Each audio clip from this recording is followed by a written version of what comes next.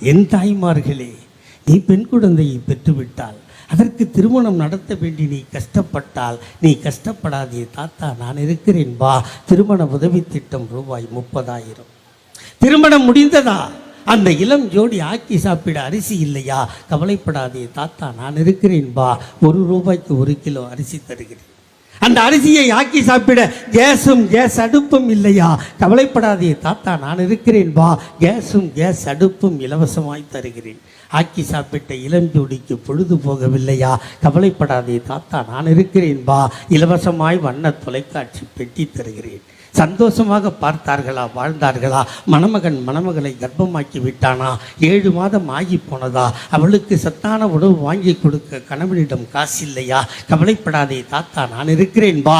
மாதம் 1000 ரூபாய், 3 மாதம் 3000 தருகிறேன். சத்தாக சாப்பிட்டு பிள்ளையை பெத்து போடு. பெத்து போட்ட பிள்ளைக்கு பால் சுரக்கவில்லையா? அவளுக்கு சத்தான உணவு கிடைக்கவில்லையா? கவலைப்படாதே தாத்தா, நான் இருக்கிறேன் வா. மீண்டும் 3 மாதம் 3000 தருகிறேன். சத்தாக சாப்பிட்டு முத்தாக காப்பாற்றிய பிள்ளை பள்ளிக்கு போக வேண்டுமா? உன்னிடம் காசு இல்லையா? கவலைப்படாதே தாத்தா, நான் இருக்கிறேன் வா. School fees free, uniform free, புத்தகம் ஃப்ரீ, புத்தகம் போடுகின்ற பையும் ஃப்ரீ, அவன் பஸ்ஸிலே போவதற்கு பஸ் பாஸும் ஃப்ரீ. அவன் சவலையாக இருக்கிறானா? அவனுக்கு சத்தான உணவு இல்லையா? கவலைப்படாதே தாத்தா, நான் இருக்கிறேன் வா. சத்துணவில் வாரம் 5 முட்டை தருகிறேன். அவன் முட்டை சாப்பிட மாட்டானா? அவனுக்கு வாழைப்பழம் தருகிறேன். அவன் படித்தானா? 10ஆம் வகுப்பு போனானா? அவன் சைக்கிள் ஓட்டுவானா? அவனுக்கு சைக்கிள் வாங்கி கொடுக்க உன்னிடம் காசு இல்லையா? கவலைப்படாதே தாத்தா, நான் இருக்கிறேன் வா. இலவசமாய் சைக்கிள் தருகிறேன். +1 +2 படித்தானா? அவன் கல்லூரிக்கு போக வேண்டுமா? உன்னிடம் காசு இல்லையா? நான் வீட்டில் முதல் கிராஜுவேட்டா? கவலைப்படாதே தாத்தா, நான் இருக்கிறேன் வா. கல்லூரி ஃபீஸும் ஃப்ரீ. அவனும் படித்தானா? அவனும் காதலித்தானா? அவனும் கர்ப்பமாக்கினானா? அவனும் பிள்ளை பெற்றானா? இப்படி கொடுத்து கொண்டே இருக்கிறேன். இப்படி பெத்து பெத்து பெத்து வயதாகி போனாயா? நீயும் கவலைப்படாதே தாத்தா, நான் இருக்கிறேன் வா.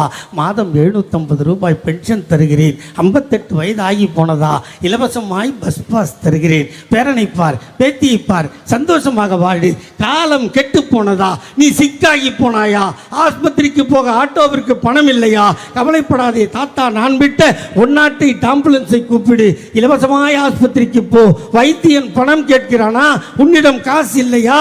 கவலைப்படாதே தாத்தா, நான் கொடுத்த கலைஞர் காப்பீட்டு அட்டையை காட்டு. 1 லட்சம் ஃப்ரீ.